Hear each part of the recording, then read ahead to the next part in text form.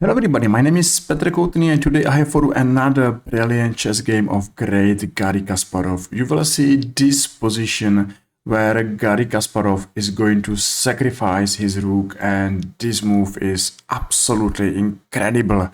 So we are waiting for another brilliant chess game, and I hope that you are going to enjoy this game since beginning till end. So let's start since beginning and let's go on. With white pieces, this game played on a 1979 Garry Kasparov, and with black pieces, Milan Vukic. Of course, I have to tell you that my pictures are coming from much more older years, and it was for me difficult to find a young picture of Milan Vukic. So don't worry, even this pictures looks like that Garry Kasparov and Milan Vukic used to be a really older man than used to be at this time of this game, because as I told you, this game was played on in 1979 and both players used to be much more younger than now. But what is important is that this game is incredible and both players are chess legends, and I'm happy to show this game. Garry is playing with white pieces and Milan with black, and nothing special happened. Both players are going to play normal looking moves after e5 and a5. Maybe this move is not the best move at all, because move a5 is going to weak square b5, and Garry Kasparov knows that the best way how to win the game is to attack opponent weaknesses. So for the first time, let's watch move a5 and let's remember that b5 is a new weakness. So nothing special happened. After exchange on d4, Garry played the knight b5 and pawn on c7 used to be under attack. It's very hard for black to go, for example, queen h4 and to leave this square under attack. Yes, maybe knight d5, it's another strike, and for this reason black has to defend pawn on c7. It's not big difficulties, but at least black is under pressure, and pawn on c7 used to be another weakness. It's good to remember that the best way to be good chess player is to find the opponent weakness and attack this weakness. And Garry Kasparov is of course one of the greatest chess player ever. Now he played queen c1 and he's leaving his rook on the same file as opponent's queen, and that's not healthy to opponent's queen. Maybe queen h4, it's not bad as is it, because after f4 and rook f3 and maybe rook g3, I believe that this position is too dangerous for black, because white has a simple plan to attack a weak opponent's king. For this reason, black is not playing queen h4 but played queen b8, and this move sounds to me like too passive. You know, black is missing counter-attack. Black is too behind and I'm missing his active plan. So bishop h6, it's of course a good move, where Garry Kasparov is trying to exchange strong black's defender, bishop on g7, and I understand that to exchange this bishop, it's too dangerous. You know, just watch black's weak squares around black's king. For this reason, it's good to keep this bishop on the board, and for this reason black played bishop h6, knight d5 and knight b4, knight a6 and f4. I believe in white's advantage. White is more active, has beautiful knight on d5 and b5, and if you are going to compare white species and black species, space advantage and activity, I hope that you agree with me that white's got beautiful position. Of course, it's not a winning position, but it's a position where white's got beautiful edge and black has to defend. So black has to be careful. And after c6, black is trying to defend both knights. For the first look, looks like, oh my god, white is losing a piece.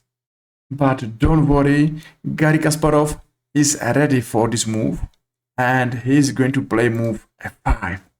So black strike knights on d5 or b5, but at the same time white strikes another knight and he is going to open a position. So what about, for example, move knight d8? At least there is a knight b6. Okay, knight g7, knight f6, knight f8, I believe bishop f8, and black has big difficulties in both variation. So first variation, what I'm going to show you is to take on b5. Say white is taking on f6 and queen f4. It's the first sign that something went wrong for black. No way to take knight on a d5 for a checkmate on f7 and say that one defense should be check on a7 and b6. But still, this is a terrible hard position to defend. For one more time, it's bad to take knight for checkmate on f7. So Garry Kasparov played a really strong and powerful plan. He's going to open position, and that's something what is good to remember. If you have advantage, if your pieces are stronger than your opponent pieces, let's go on and let's open position. And this is a typical plan for a player who understands the chess. So okay, black took on d5 and Garry on e6. Now on d5, and finally pawn on d6 is another weakness. As we remember, it's good to attack opponent weaknesses. How to defend this pawn? I think that it's nearly impossible to defend this pawn. For example, bishop e5. Looks like, yes, black is defending, but after exchange, it is rook f6, and still black is losing this pawn. Okay, maybe you will tell me, okay, I will take by a d pawn, but a d6, and now rook d5, it's another big difficulty for black. He's too passive. He's without any counter attack, without space, and I believe that this position is nearly a winning position for white. So for this reason, black played now rook d7, he lost the pawn and played queen d8, knight b5, and queen e3. We are nearly there. b4, exchange, knight a6, bishop g5, d6, and after bishop e7, we are there. We are in our main position where Garry is going to sacrifice his rook. Since beginning till now, Garry used to be more active, more aggressive, and of course, he is only one player playing for victory. So he's going to sacrifice a rook on f7. So he took on f7 and now a rook f1. What to play? And I hope that you are going to enjoy this position, because this position is absolutely amazing. So if black is going, say, to g8, is checkmate. d8 is checkmate. So if to g7 is checkmate as well, and I'm going to show this checkmate right now. So check, check, check, and check with pawn is beautiful, of course. So that's a sad story for black because he's losing everywhere. So he played bishop f6, and I found it another amazing move. Garry is going to take on f6, and of course he is winning, but I found it another beautiful move. A queen e5. That's amazing move.